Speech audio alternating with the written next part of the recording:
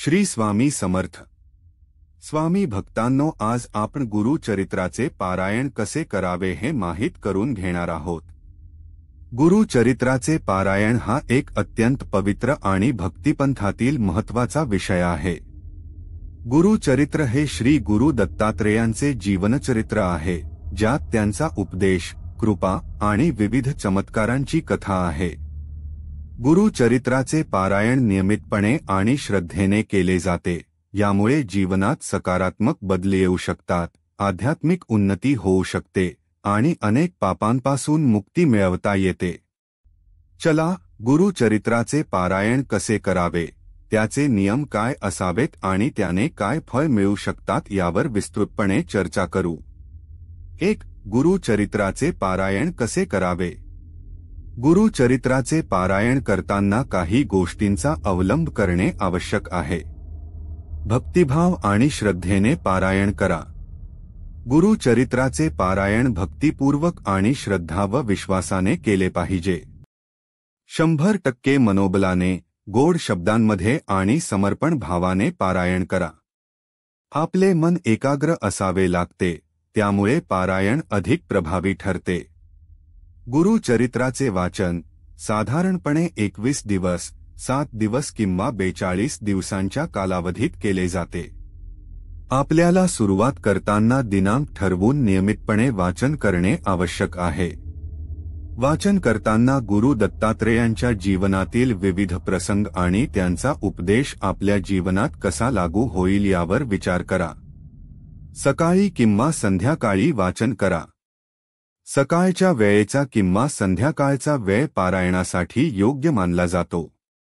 यावेळी वातावरण शांत असते आणि आपल्या मनाला एकाग्रता मिळवणे सोपे जाते। पवित्र स्थानावर पारायण करा। घराच्या स्वच्छ आणि पवित्र जागेत गुरुचरित्राचे वाचन करा। पूजास्थळ किंवा मंदिर ह्या जागा पारायणासाठी उत्तम ठरतात। यामुळे आपल्याला शांती मिळते आणि वाचनाची प्रभावशीलता वाढते। 2. गुरुचरित्राच्या पारायणाचे नियम। शुद्धतेचे पालन करा। गुरुचरित्राचे पारायण शुद्धतेत आणि पवित्रतेत केले पाहिजे। आपले शरीर आणि मन शुद्ध असावे लागते। यामुळे दिव्य शक्तींचा अनुभव अधिक होतो। व्रत ठेवण्याची प्रथा।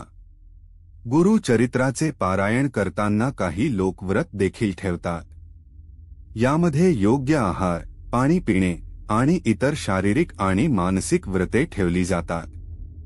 व्रताचे पालन केल्याने आध्यात्मिक उन्नती साधता येते। नियमित वाचन करा। गुरुचरित्राचे पारायण नियमितपणे होणे आवश्यक आहे। प्रपंचातील व कार्यामधील व्यस्ततेमुळे वाचन थांबवू नका। एकदा पारायण सुरू केल्यास तो नियमितपणे करण्याचा प्रयत्न करा। घरातील सर्वांनाही सहभागी करा। गुरुचरित्राचे पारायण घरातील सर्व सदस्यांसाठी उपयुक्त ठरते। एकत्र वाचन केल्याने कुटुंबातील सौहार्द आणि प्रेम वाढते। 3. गुरुचरित्राचे पारायण करताना मिळणारे फळ। आध्यात्मिक प्रगती। गुरुचरित्राचे पारायण केल्याने आपली आध्यात्मिक उन्नती होते।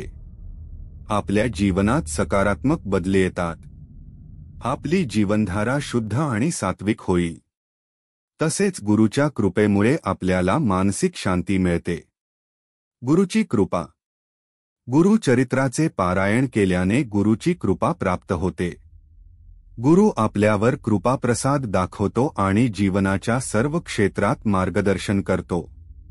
कष्ट आणि समस्या सोडवणारा उपाय। गुरुचरित्राच्या पारायणाने अनेक कठीण प्रसंगांची आणि समस्यांची निराकरण होऊ शकते।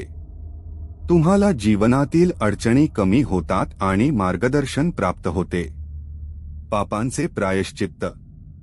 गुरुचरित्राचे पारायण पापांचे प्रायश्चित्त म्हणून देखील केला जातो। या पारायणामुळे आपले चुकलेले कर्म आणि पाप साफ होतात आणि नव्या पिढीला शिक्षण व संस्कार मिळतात। व्याधी आणि संकटांपासून मुक्तता। गुरुचरित्राचे पारायण शारीरिक, मानसिक आणि आध्यात्मिक समस्यांपासून मुक्तता मिळविण्यासाठी देखील उपयुक्त आहे। अनेक लोकांनी त्याच्या अनुभवातून सांगितले आहे की त्यांनी गंभीर शारीरिक आजारातून मुक्तता मिळवली आहे किंवा त्यांच्या जीवनातील संकटे कमी झाली आहे. इच्छापूर्ती. गुरुच्या कृपेने आपली इच्छाए पूर्ण होतात. एकाग्रता आणि भक्तिभावाने पारायण केल्याने तुमच्या जीवनातील विविध इच्छा पूर्ण होऊ शकतात. निष्कर्ष. गुरुचरित्राचे पारायण केल्याने आपल्याला आध्यात्मिक समृद्धी, शांती आणि गुरुची कृपा प्राप्त होईल. नियम आणि श्रद्धेने वाचन केल्यास आपले जीवन प्रकाशमान होते आणि आपल्याला आयुष्यातील सर्व अडचणींवर विजय मिळवता येतो. स्वामी भक्तांनो, आपल्याला ही माहिती आवडल्यास आपल्या देवभक्ती चॅनेलला लाईक करा व सबस्क्राईब करून आपल्या स्वामी भक्तांच्या कुटुंबात सहभागी व्हा. धन्यवाद. श्री स्वामी समर्थ.